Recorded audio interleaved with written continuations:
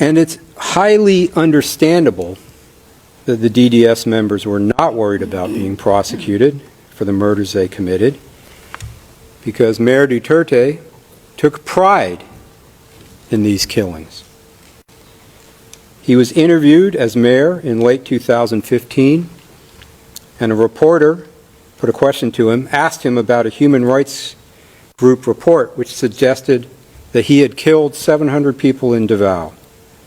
I'll play the video and we'll see his response. You'll also see, just before we play that, Mr. Christopher Bongo is in this video to Mr. Duterte's right. Look at the question, look at Mr. Duterte's answer.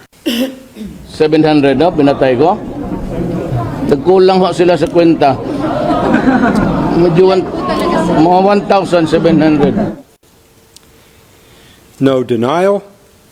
Instead, he takes credit for 1,000 more killings. That isn't bluster. That's not hyperbole. That's the truth.